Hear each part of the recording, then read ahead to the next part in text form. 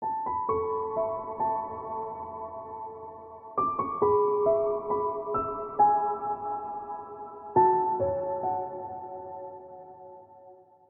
de cielo. La llamada a las criaturas al orden, a su puesto y a la finalidad para la que fueron creadas por Dios. Sierva de Dios Luisa Picarreta. Volumen 1. Numerales del 133 al 168.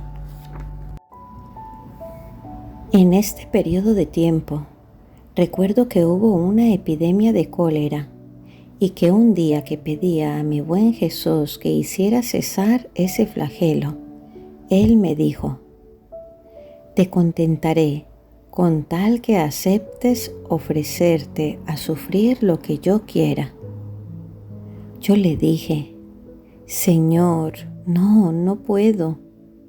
Tú sabes cómo la piensan, a menos que todo pase solo entre tú y yo.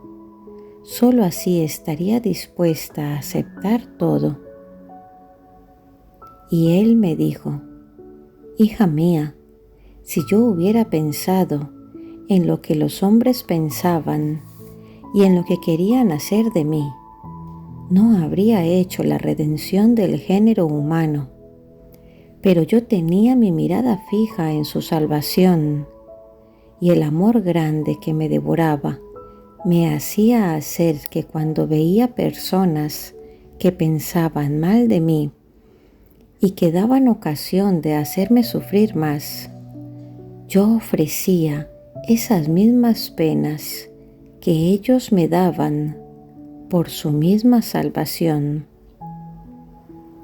¿Te has olvidado que lo que quiero de ti es la imitación de mi vida y que quiero que participes en todo lo que sufrí? ¿No sabes tú que el acto más bello, más heroico y más agradable a mí y que debes ofrecerme es el de ofrecerte por aquellos mismos que te son contrarios? Yo quedé muda, no supe qué responderle. Acepté todo lo que el Señor quería, y así, hasta la tarde, fui sorprendida por ese estado de sufrimientos en el que estuve 3 días continuos, y después que volví en mí, no oí más que hubiera cólera. Después de esto, me vino otra mortificación, y fue la de tener que cambiar confesor, porque siendo él religioso, fue llamado al convento. Yo estaba contenta con él, y la mayor parte de las cosas dichas arriba sucedían cuando él estaba en el campo, especialmente el último año que fue mi confesor, pues por el cólera que había en la ciudad, permaneció 6 meses en el campo. Por eso no participó tanto en esas cosas. Él me hacía estar un día en ese estado de sufrimiento si venía. Después de volver del campo, no pasó ni un mes cuando supo que debía irse. Esto fue doloroso para mí, no porque estuviera apegada a él, sino por la necesidad que tenía. Entonces dije al Señor mi pena, y Él me dijo: no te aflijas por esto. Yo soy el dueño de los corazones, y puedo moverlos como a mí me parezca, y me place. Si Él te ha hecho el bien, no ha sido más que un instrumento que recibía de mí, y te lo daba a ti. Así haré con los demás. ¿De qué temes entonces?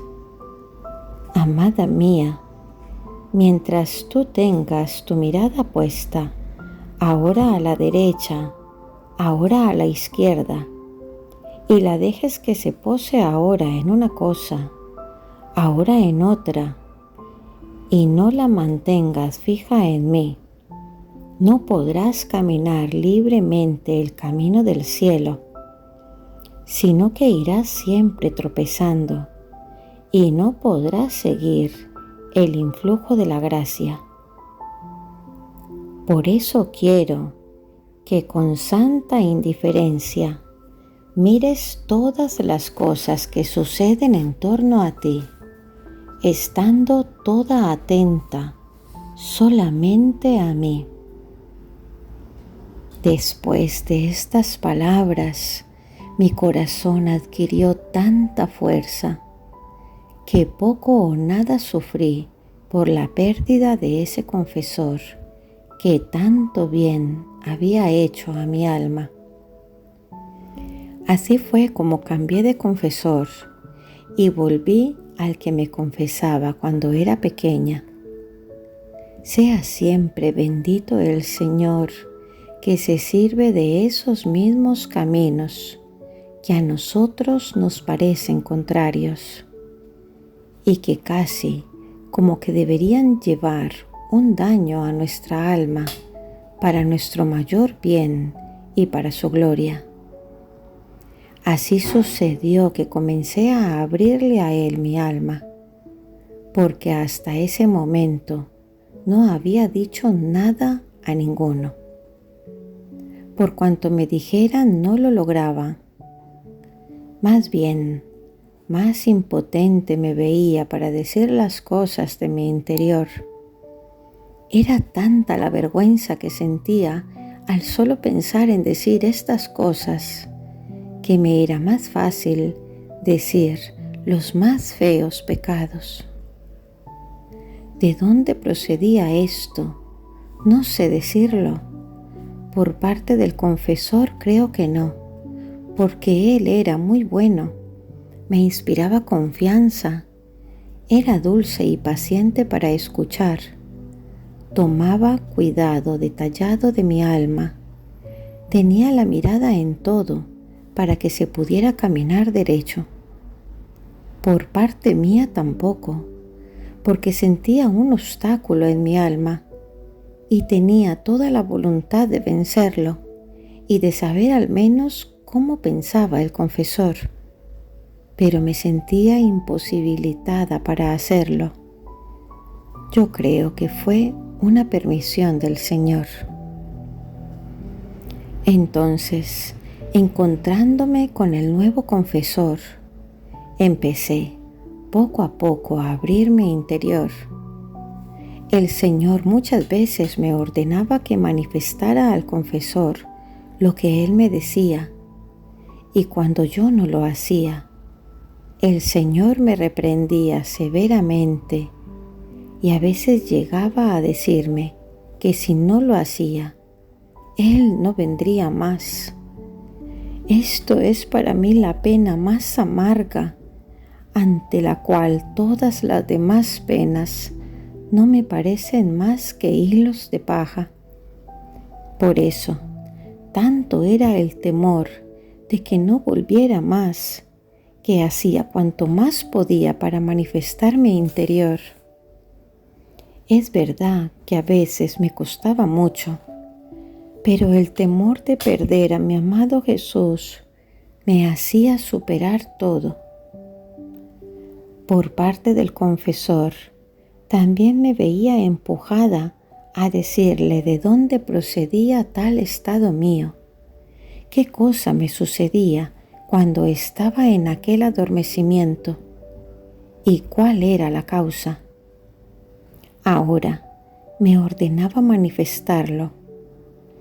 Ahora me obligaba con precepto de obediencia y luego me ponía delante el temor de que pudiese vivir en la ilusión y en el engaño, viviendo para mí misma, mientras que si lo manifestaba al sacerdote, podría estar más segura y tranquila, y que el Señor no permite jamás que el sacerdote se engañe cuando el alma es obediente. Así Jesucristo me empujaba por una parte y el confesor por la otra.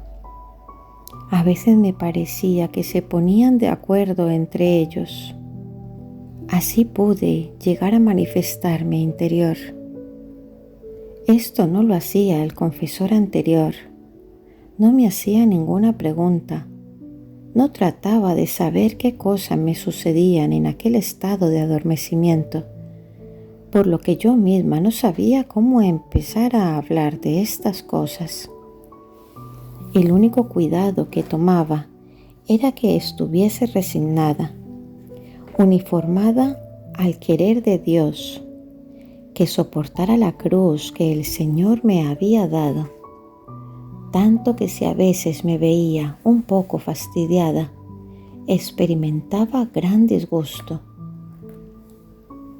Después sucedió que pasé cerca de otro año con este confesor, en el mismo estado dicho arriba, pero como sabía de dónde provenía ese estado de sufrimiento, me decía que cuando Jesucristo quisiera que me vinieran los sufrimientos, fuera a pedirle a Él la obediencia para sufrir.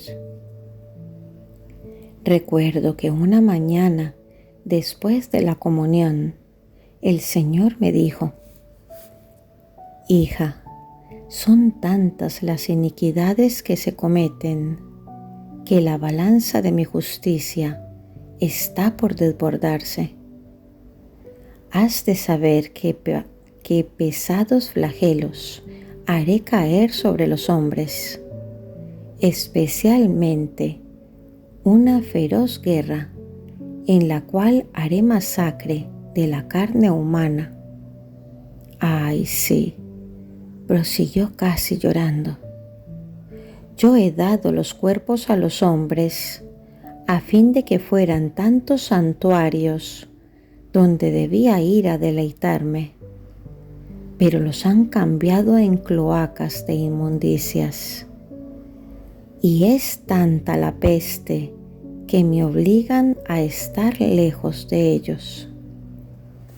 Ve la recompensa que recibo ante tanto amor y tantas penas que he sufrido por ellos. ¿Quién ha sido tratado como yo? Ay, ninguno. Pero ¿quién es la causa? Es el tanto amor que les tengo. Por eso, probaré con los castigos. Yo me sentía romper el corazón por el dolor. Me parecía que eran tantas las ofensas que le hacían, que para huir quería esconderse en mí, como para encontrar refugio. Sentía también tal pena porque los hombres debían ser castigados, que me parecía que no ellos, sino yo misma debía sufrir. Más bien me parecía que si yo hubiese podido, me habría sido más soportable sufrir yo todos aquellos castigos antes que ver sufrir a los demás. Traté de compadecerlo cuanto más pude y con todo el corazón le dije: «Oh Esposo Santo, evita los flagelos que tu justicia tiene preparados. Si la multiplicidad de las iniquidades de los hombres es grande, está el mar inmenso de tu sangre donde puedes sepultarlas, y así tu justicia quedará satisfecha. Si no tienes dónde ir para deleitarte, ven en mí, te doy todo mi corazón para que reposes y te deleites con él. Es verdad que también yo soy un lugar inmundo de vicios, pero tú me puedes purificar y hacerme como tú me quieres. Pero aplácate. Si es necesario el sacrificio de mi vida, ay, de buena gana lo haré, con tal de ver a tus mismas imágenes libradas». Y el Señor, interrumpiendo mi hablar, continuó diciéndome: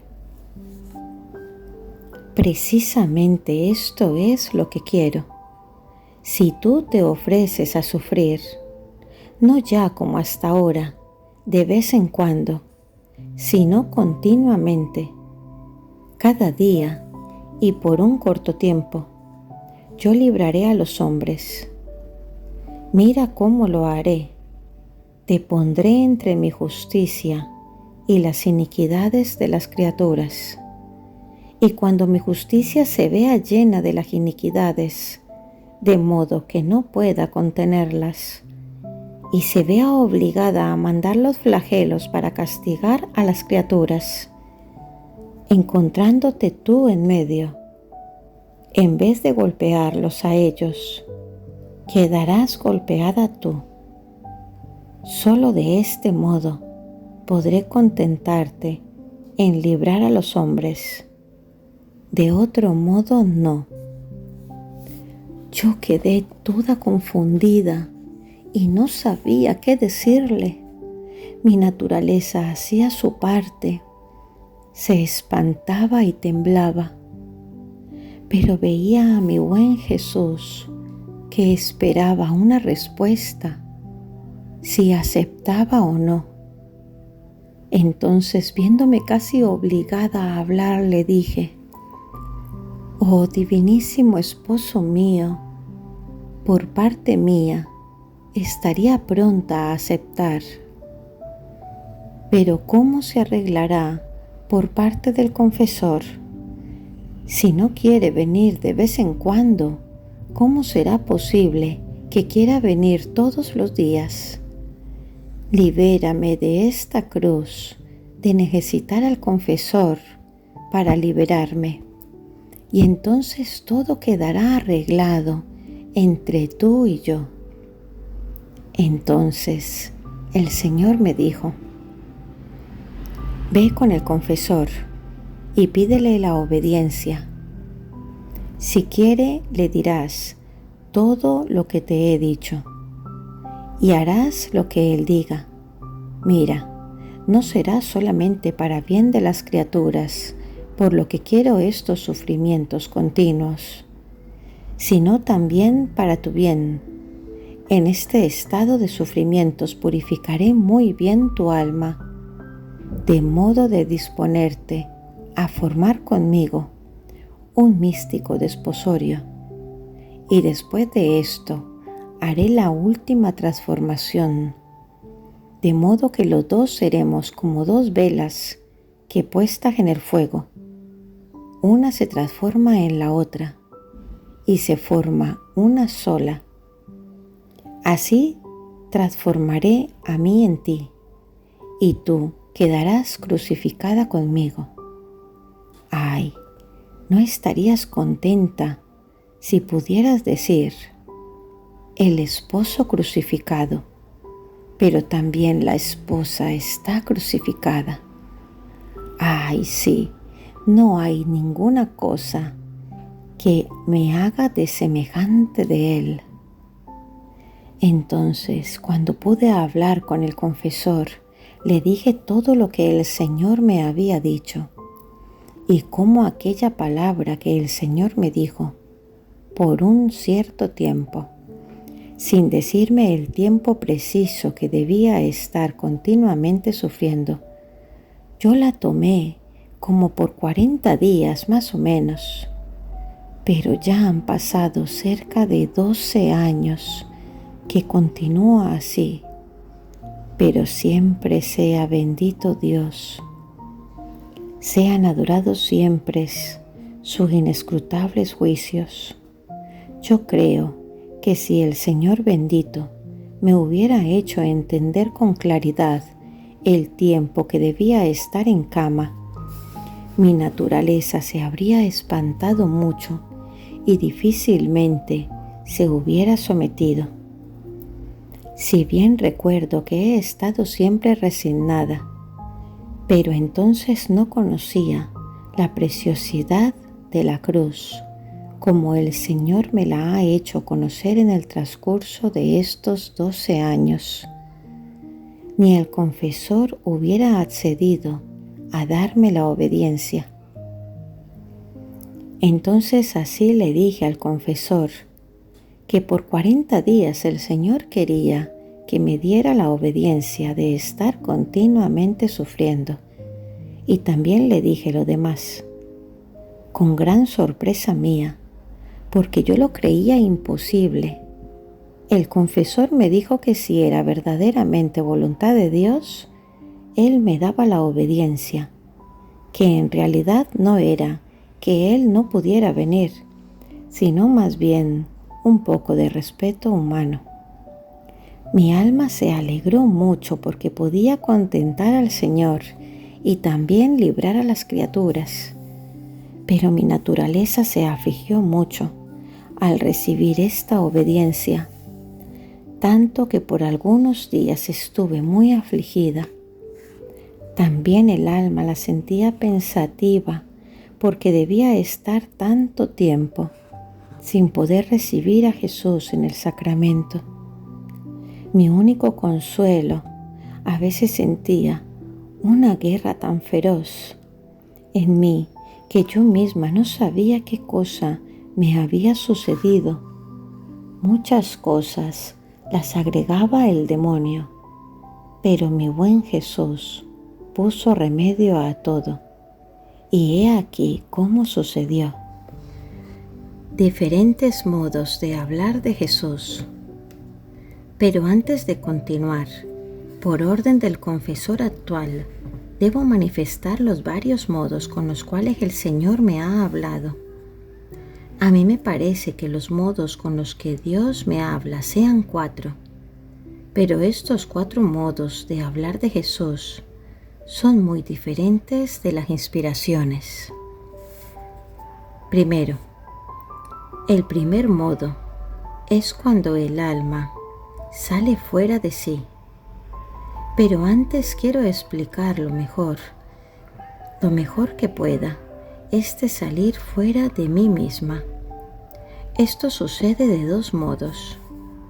El primero es instantáneo, casi como relámpago, y es tan repentino que me parece que el cuerpo se eleva un poco de la cama para seguir al alma, pero después queda en la cama, y a mí me parece que el cuerpo queda muerto, y el alma en cambio sigue a Jesús caminando por todo el universo, la tierra, el aire, los mares, los montes, el purgatorio y el cielo, donde muchas veces me ha hecho ver el lugar donde yo estaré después de muerta.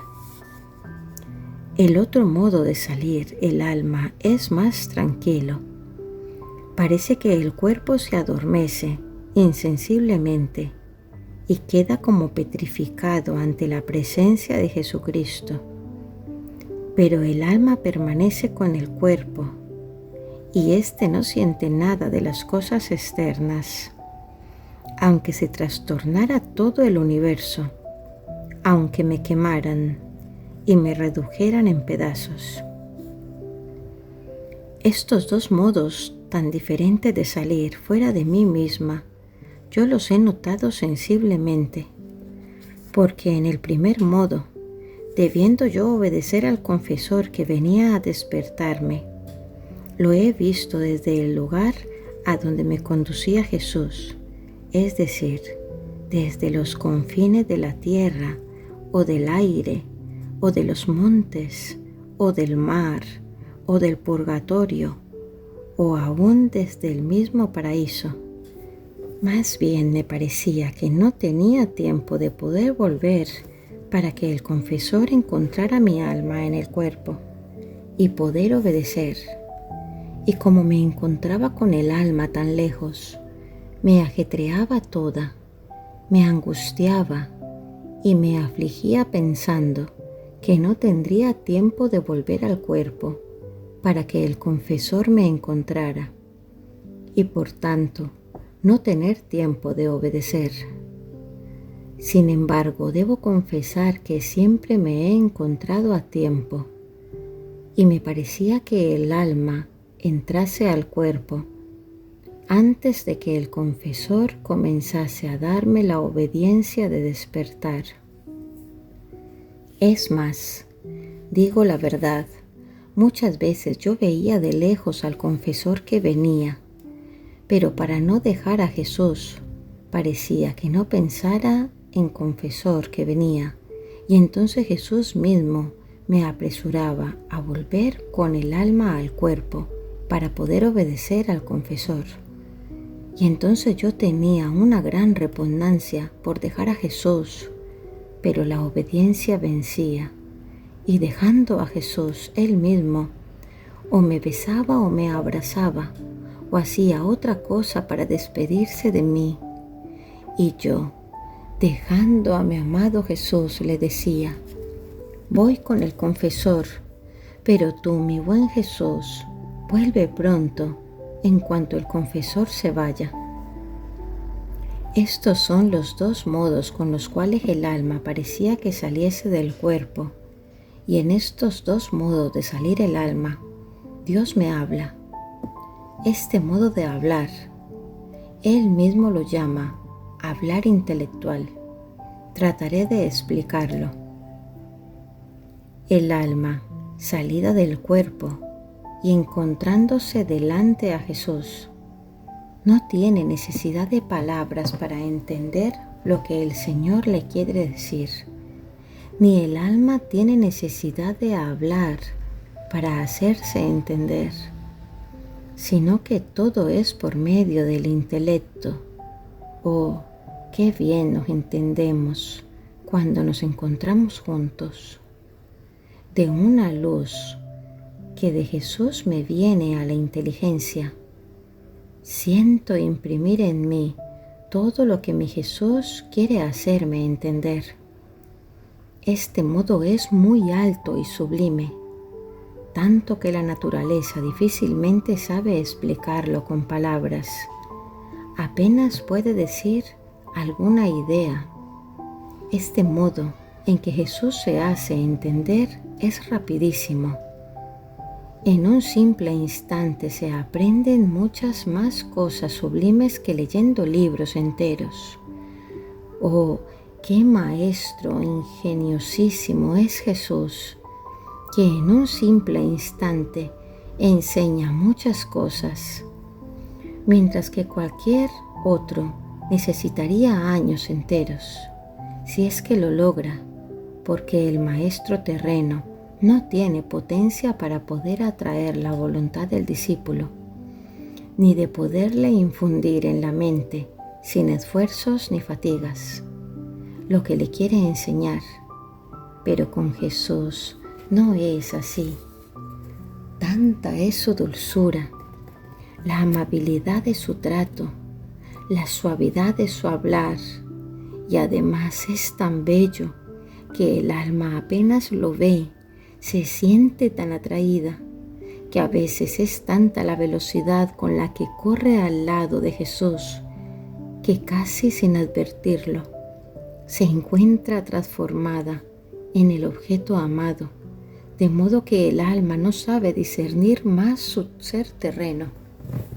Tanto queda identificada con el ser divino.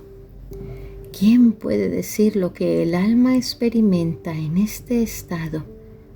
Se necesitaría a Jesús mismo, o bien a un alma separada perfectamente del cuerpo, porque el alma, encontrándose otra vez circundada por los muros de este cuerpo y perdiendo esa luz que antes la tenía abismada, mucho pierde y queda oscurecida, de tal modo que si quisiera decir algo, lo diría burdamente. Para dar una idea, digo que me imagino a un ciego de nacimiento que nunca ha tenido el bien de ver lo que hay en el universo entero, y que por pocos minutos tuviese el bien de abrir los ojos a la luz y pudiese ver todo lo que contiene el mundo, el sol, el cielo, el mar, las tantas ciudades, las tantas máquinas, las variedades de las flores y las tantas otras cosas que hay en el mundo, y después de aquellos pocos minutos de luz, volviera a la ceguera de antes, ¿podría él decir claramente todo lo que ha visto? Solamente podría hacer un esbozo, decir alguna cosa confusamente. Esto es una semejanza de lo que sucede cuando el alma se encuentra separada y después en el cuerpo. No sé si digo desatinos. Así como a aquel pobre ciego le quedaría la pena de la pérdida de la vista, así el alma vive gimiendo y casi en un estado violento, porque el alma se siente violentada siempre hacia el sumo bien. Es tanta la atracción que Jesús deja en el alma de sí, que el alma quisiera estar siempre abstraída en su Dios. Pero esto no puede ser, y por eso se vive como si viviese en el purgatorio. Agrego que el alma no tiene nada de lo suyo en este estado. Todo es operación que hace el Señor. Ahora trataré de explicar el segundo modo que tiene Jesús para hablar, y es que el alma, encontrándose fuera de sí misma, ve la persona de Jesucristo, como por ejemplo de niño, o crucificado, o en cualquier otro aspecto. Y el alma ve que el Señor con su boca pronuncia las palabras, y el alma con su boca responde. A veces sucede que el alma se pone a conversar con Jesús, como harían dos íntimos esposos. Si bien el hablar de Jesús es poquísimo, apenas 4 o 5 palabras, y a veces aún una sola, rarísimas veces se extiende más. Parece en ese poquísimo hablar. ¡Ay, cuánta luz pone en el alma! Me parece ver a primera vista un pequeño arroyo, pero viendo bien, en vez de un arroyo se ve un vastísimo mar. Así es una sola palabra dicha por Jesús. Es tanta la inmensidad de la luz que queda en el alma, que rumiándola muy bien, descubre tantas cosas sublimes y provechosas a su alma, que queda asombrada. Yo creo que si se juntaran todos los sabios, quedarían todos confundidos y mudos ante una sola palabra de Jesús. Ahora, este modo es más accesible a la naturaleza humana y fácilmente se sabe manifestar, porque el alma entrando en sí misma se lleva consigo lo que ha oído decir de la boca de nuestro Señor y lo comunica al cuerpo. No resulta tan fácil cuando es por medio del intelecto. Yo considero que Jesús tiene este modo de hablar para adaptarse a la naturaleza humana, no que tenga necesidad de la palabra para hacerse entender, sino porque de este modo el alma más fácilmente comprende y puede manifestarlo al confesor. En suma, Jesús hace como un maestro doctísimo, sabio, inteligente, que posee en grado eminentísimo todas las ciencias y que nadie puede igualarlo, pero como se encuentra entre discípulos que no han aprendido aún las primeras letras del alfabeto, reteniendo todos los otros conocimientos en sí, enseña a los discípulos solo el A, B, C, etc. Oh, cómo es bueno Jesús. Se adapta a los doctos y les habla de modo altísimo, de modo que para entenderlo deben estudiar muy bien lo que les dice. Se adapta a los ignorantes y se finge también el ignorante y habla en modo bajo, de manera que nadie pueda quedar en ayunas de las lecciones de este divino Maestro. El tercer modo con el que Jesús me habla es cuando hablando participa al alma su misma sustancia. A mí me parece como cuando el Señor creó el mundo. Con una sola palabra fueron creadas las cosas. Así, siendo su palabra creadora, en el acto mismo en que dice la palabra, crea en el alma aquella misma cosa que dice, como por ejemplo, Jesús dice al alma, mira cómo son bellas las cosas, por cuanto tus ojos puedan recorrer la tierra o el cielo, jamás encontrarán belleza similar a mí. En este hablar de Jesús, el alma siente entrar en ella un algo divino y queda muy atraída hacia esta belleza y al mismo tiempo pierde el atractivo de todas las otras cosas, por cuán bellas y preciosas fueran, no le causan ninguna impresión. Lo que le queda fijo y casi transmutado en sí es la belleza de Jesús. En eso piensa, de esa belleza se siente investida y queda tan enamorada que si el Señor no obrara otro milagro, se le rompería el corazón y de puro amor por esta belleza de Jesús, expiraría el alma para volar al cielo a gozar de esta belleza de Jesús. Yo misma no sé si digo desatinos. Para explicar mejor este hablar sustancial de Jesús, digo otra cosa. Jesús dice, mira cuán puro soy, también en ti quiero pureza en todo. En estas palabras el alma siente entrar en sí una pureza divina. Esta pureza se transmuta en ella misma y llega a vivir como si no tuviera más cuerpo, y así de las otras virtudes. Oh, cómo es deseable este hablar de Jesús. Yo daría todo lo que está sobre la tierra si fuera la dueña de todo, con tal de tener una sola de estas palabras de Jesús. El cuarto modo en que Jesús me habla es cuando me encuentro en mí misma, esto es, en estado natural, y este hablar es también de dos modos.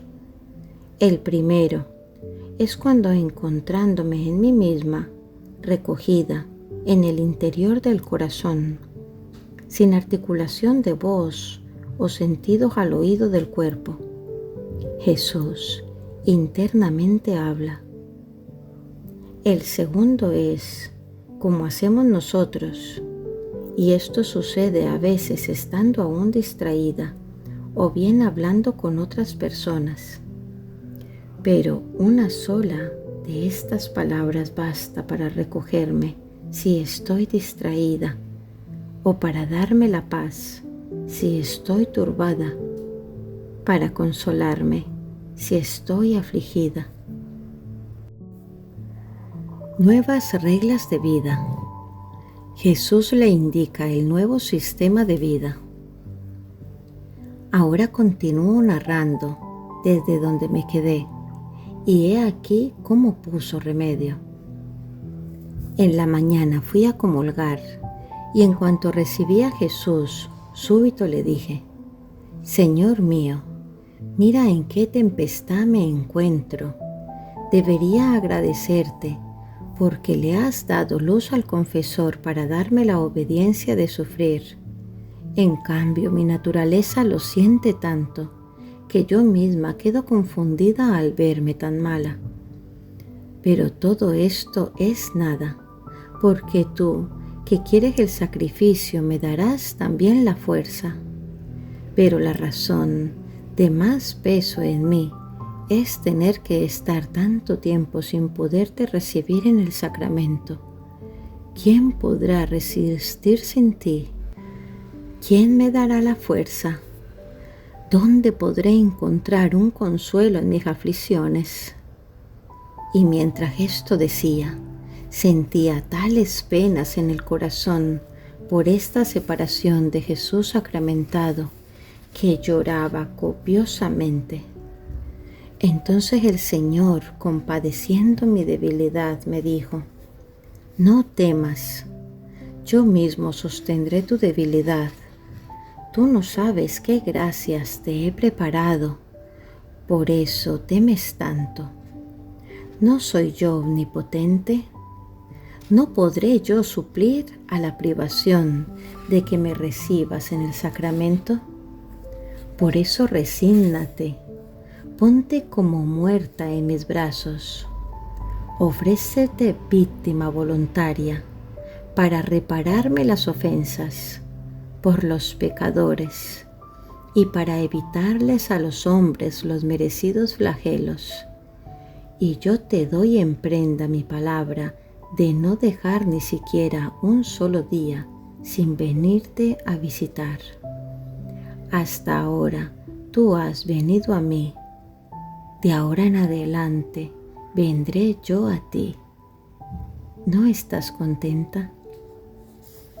Así me resigné a la santa voluntad de Dios y fui sorprendida por este estado de sufrimientos. ¿Quién puede decir las gracias que el Señor empezó a darme?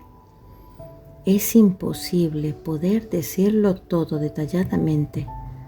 Podré decir alguna cosa confusamente, pero por cuanto pueda, y para cumplir la santa obediencia, que así lo quiere, me esforzaré en decir por cuanto me sea posible.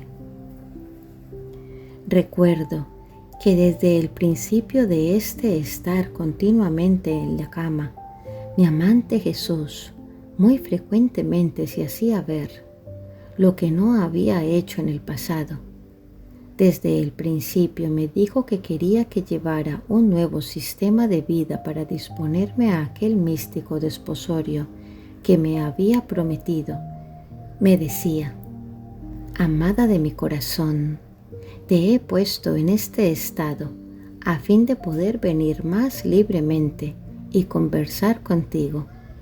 Mira, te he liberado de todas las ocupaciones externas a fin de que no solo el alma, sino también el cuerpo esté a mi disposición, y así tú puedas estar en continuo holocausto ante mí.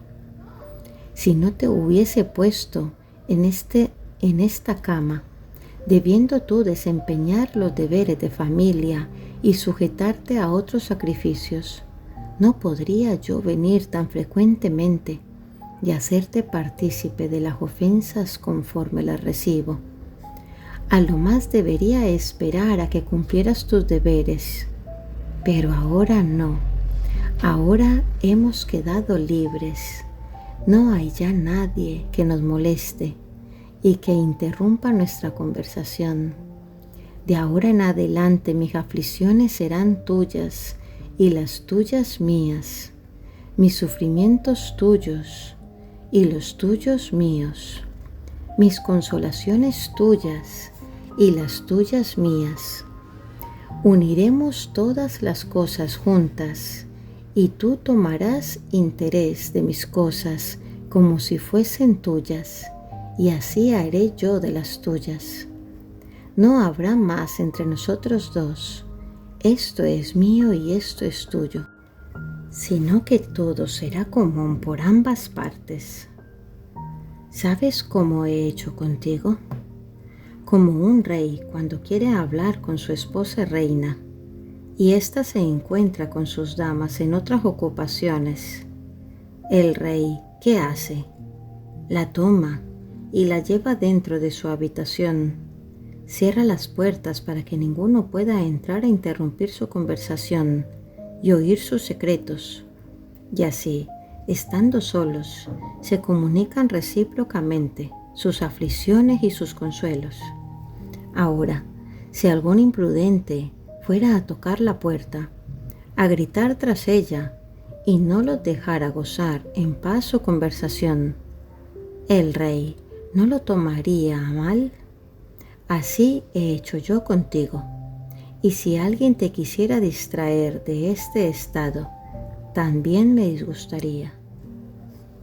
Y continuó diciéndome: quiero de ti perfecta conformidad a mi voluntad, de tal modo de deshacer tu voluntad en la mía, desapego absoluto de toda cosa, tanto que todo lo que es tierra quiero que sea tenido por ti como estiércol y podredumbre que da horror al solo mirarlo. Y esto porque las cosas terrenas, aunque no se tuvieran apego a ellas, solo con tenerlas en torno y mirarlas, ensombrecen las cosas celestiales e impiden realizar ese místico desposorio que te he prometido. Además, quiero que así como yo fui pobre, también me imites en la pobreza. Debes considerarte en esta cama como una pobrecita. Los pobres se contentan con lo que tienen y me agradecen primero a mí y luego a sus benefactores. Así tú, conténtate con lo que te es dado, sin pedir ni esto ni aquello, porque podría ser un estorbo en tu mente, y con santa indiferencia, sin pensar si esto te haría bien o mal, sométete a la voluntad de los demás. Fiat.